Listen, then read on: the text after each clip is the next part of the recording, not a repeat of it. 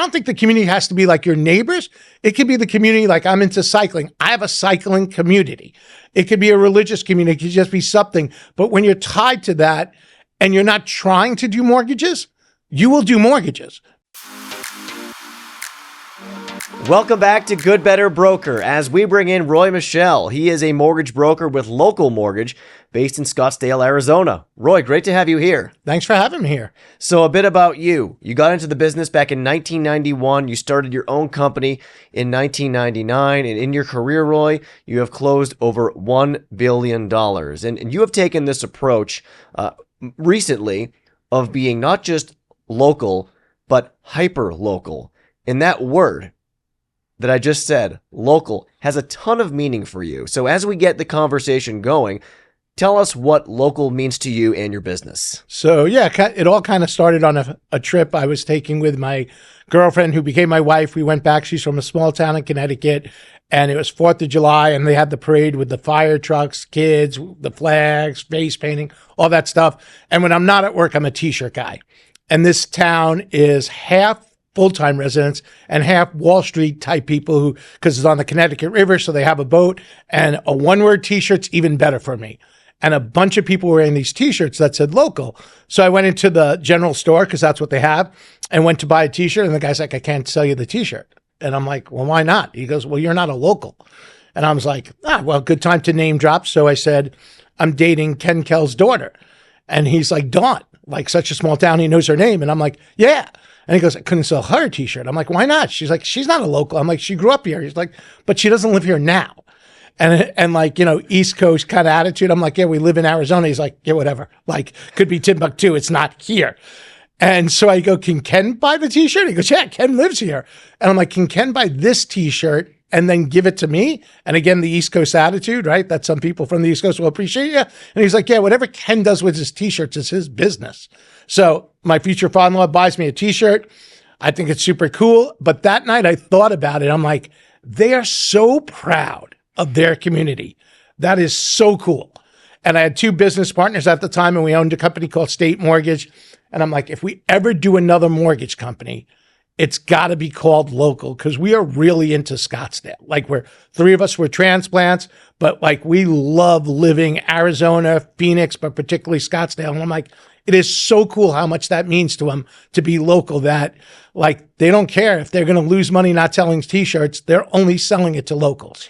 It's an amazing story. And, you know, when you were just telling it, the thing I was thinking about is the message that we put out about why people should work with independent mortgage brokers, because they are local experts that live in the community that their clients are in. To you, Roy, why is being invested in your community as a mortgage broker a winning strategy? So like, if you're a mortgage broker, you got to do mortgages for someone to make money, right? So it might as well be the people you live with and around. So I think anything you do in the community, and I don't think the community has to be like your neighbors. It could be the community, like I'm into cycling. I have a cycling community. It could be a religious community. It could just be something. But when you're tied to that and you're not trying to do mortgages, you will do mortgages, because people will know you as a person in the community. And then when rates go down, or when they're buying a house, or when they have a friend buying a house, or someone's moving in, they're like, you should talk to Roy. Like, he's your guy. And it's all because you're invested in that community, but you have to be truly invested. Like, you can't just sponsor a billboard at a baseball, field, at a little league field. That's not invested. Like, people have to know you, right? And get invested. And to you, how do you do that? How do you become truly invested in a community and make sure that everyone does, in fact, know you and what you're about? So we do a lot of charity stuff, and we don't just write a check, we volunteer. So I think, that's probably the biggest thing. And a lot of events, we'll do a lot of charity events, a lot of networking events where we're giving and that we're not asking, but people, the name's Local Mortgage. So, you're not wondering, am I a car mechanic, electrician? I'm the mortgage guy. And I think it's important. And then you get to know everyone, and you get to know everyone on a different level. So if you come up to someone and say you're a mortgage broker, their wall goes up a little bit. But if you're Roy from the community, it's like, yeah, it's Roy. He does mortgages. On your website, it says that community isn't just about location. It's about connection. How much does that speak to what you were just describing? So I think a great example is that when I went to Arizona State and I went back to New York. I'm from New York to work. And I couldn't tell you the name of any single neighbor on my floor, no less the building. So I was local, but I had zero connection. Like if someone died on the third floor, and you'd hear stories like this in New York all the time that they've been dead for 2 weeks. This is why, because there's no connection. Like I wouldn't know it. I wouldn't know anything. So I think being involved is different. Like now I could tell you that I do know all my neighbors. I know a lot of people in the community. I know a lot of people involved with high school sports and local charities that we're involved. Not only are you involved, but you're also invested in your clients as human beings, as people. And that brings me to my next question for you, because you and your team do this amazing thing. You reach out to past clients and you ask them about the best moments they have experienced in their house. Why do you do that? So I think in the mortgage business, we get caught up with how many loans we funded and how quick we go to clear to close and how few conditions we did and surveys and all that. And all that stuff's super important. But no one is really looking for a house thinking, I want a 14-day clear to close. Like they're looking for a house because they want a yard for their kids to play in, or they want a certain school district, or, one of the great moments we had that we haven't put out yet is someone was homeless as a kid, like had a lot of homelessness. And this was their home that their parents never owned a home. So they weren't looking for like how many conditions or how good your portal, which is important. They're like, I'm going to be a homeowner. So I think like that's the bigger picture. And a lot of loan officers, over the years, I see always put their why, right? My kids, I love sailing, I love cycling. But part of the why can be we create incredible moments. Like we're not making the moment. We're not teaching the kid how to do their first steps, but we're in some way involved in that by financing that house that they did their first steps on, that they'll always remember, that at their daughter's wedding, they'll talk about, I remember your first steps. How did this all come to be? I mean, how did you decide that you were going to reach out to people and ask them about these moments and then leverage this with content that can help you earn more business? So my mind works in weird ways. So it's kind of a weird story. So there's a hotel brand, the One and Only. And at one of the times I stayed at a One and Only, and their slogan was, life's a collection of moments. And I was like, it is, right? And then it just kind of transformed into what I do is help people have a collection of moments. So we're like, this is like really what it's about. Like we're not about getting the best 30-year fix or the best amortization schedule. We're about creating the moments. So we started reaching out to clients and asking for their best moments in the house. And it was like amazing. Like some of the stories, because you expect the baby's first steps, you expect some other things, but we got some stories that were unbelievable. And so hearing those stories really gave you a huge sense of purpose. But like you think like how many people are involved in the transaction, right? You have, in our state, we're not an attorney state, so you have escrow officers, you have closers here, loan doc people here, underwriters here, our rep here, loan assistants, everyone. And the loan's kind of a loan number. But then when you tell them some of the best moments, they're like, wow, that's cool. I had a part of that. And it's motivation to keep doing it. Is there a particular moment that you can recall that especially was impactful to you or resonated with you more than some of the others? Yeah. So this one, like, I just choke up thinking about it. So this is probably there were a lot of great ones, but this was probably the best one. I did a veteran who I still do refinances for. I just sponsored a golf tournament for, so this is years ago. And he was deployed. He did Iraq and Afghanistan, and it was nonstop deployments. And we all thank him for his service and all that kind of stuff. But he misses, you don't think about the things they miss. Like they miss birthday parties. They miss, my kids played sports. They miss being on the sidelines. They miss a ton of stuff. And so, but they're sacrificing that for all of us, right? It's amazing. But he got to leave from his deployments and he didn't tell his kids about it. And he told his wife about it and they planned a surprise for the kids. And when he's telling the story, he goes, my kids are the kids who never answer the door. Like the house could be on fire. And they're like, oh, mom will get the door after she puts out the fire. So he rang the door and the mom was just insisting, get the door, I'm busy. And he opens, they open the door, see, choked up. And it's tough for a New Yorker to show the side, right? And so he's there and the kids give him the biggest bear hug he ever had. And he's like, I will never forget that bear hug. in my life. He goes, it was the greatest moment of my life. And you think like we had some small part of that, right? It's cool. It's better than cool. To me, it's incredible. And it really just encapsulates everything that this business is about.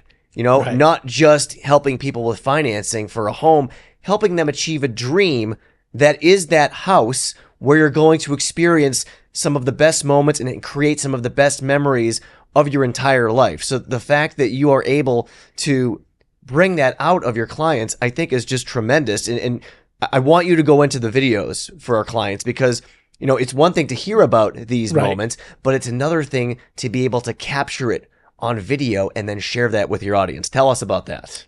So, when it started, technology was different, right? I'm old. So we would read letters from clients in company meetings. And it was great because it would give the underwriter, the closer, everyone the veteran thing, like there wasn't a dry eye in the house, right? Because it's like we were a part of that. Like, that's great. And so, but technology went forward and we used to send, I forget what they're called, those little video cameras before everyone had a camera on their phone. And we'd send it as a closing gift and ask them to give us a video. And then it just kept evolving and evolving.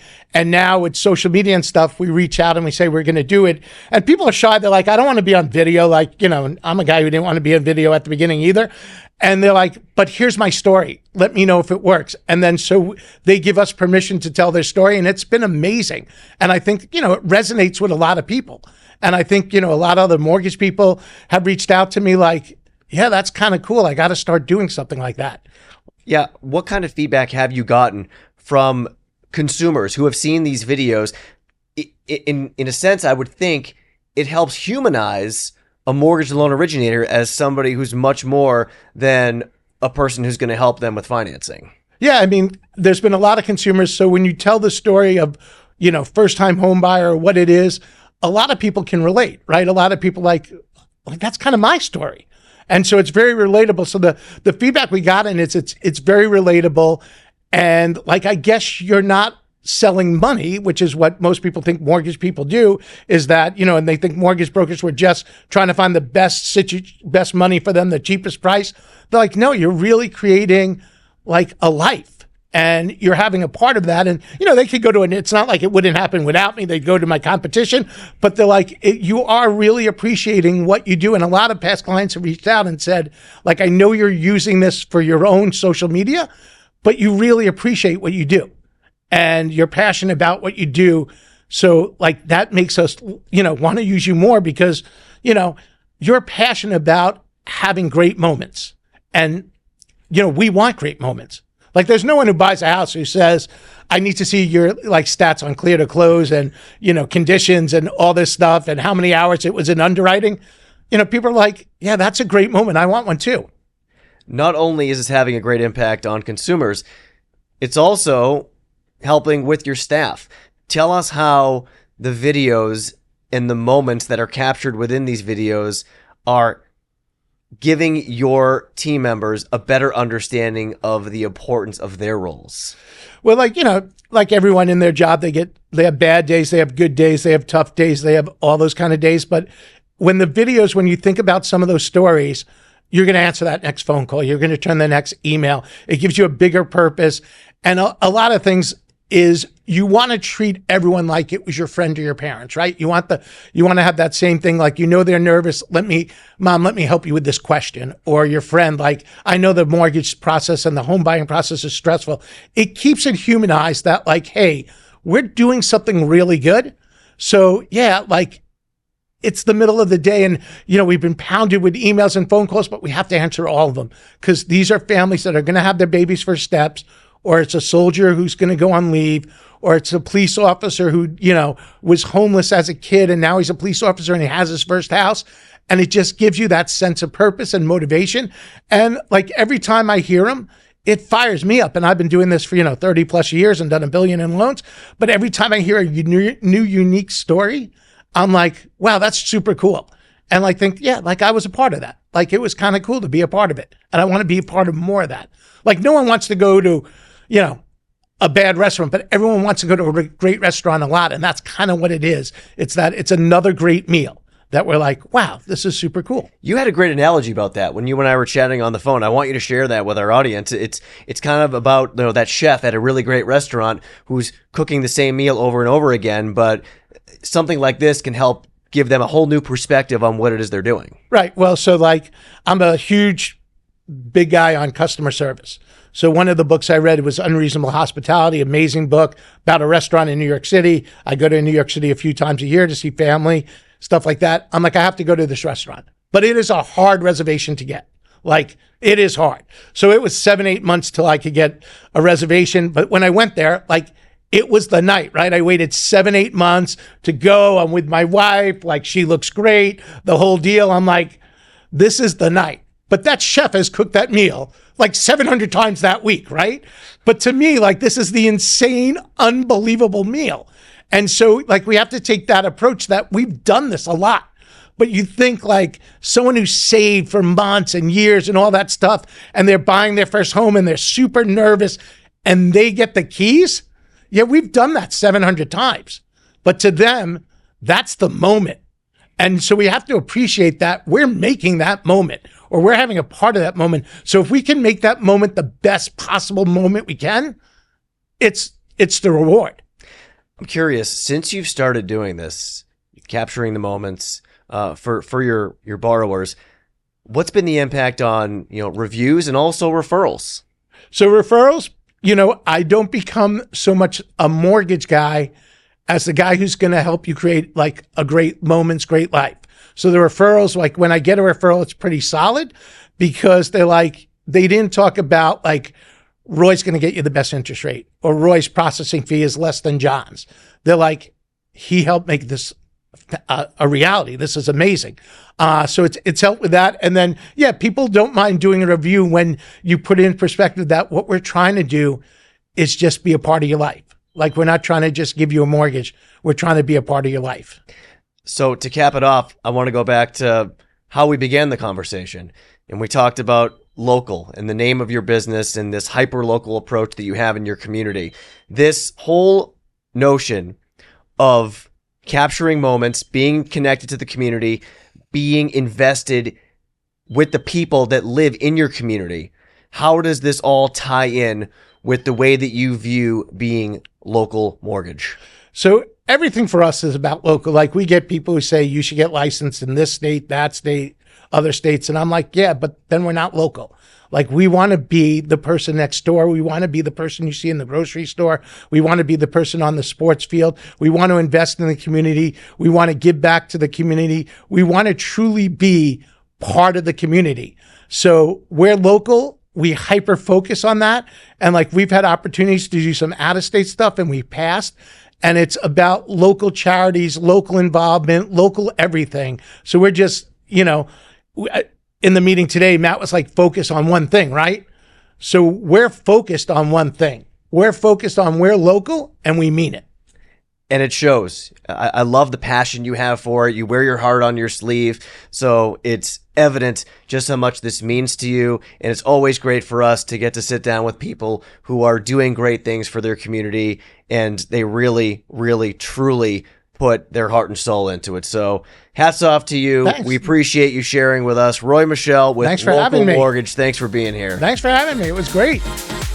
Thank you for watching Good Better Broker and helping us support independent mortgage brokers everywhere. Be sure to subscribe to our YouTube channel to be notified about new videos, as well as your preferred podcast platform for a new episode every other Tuesday.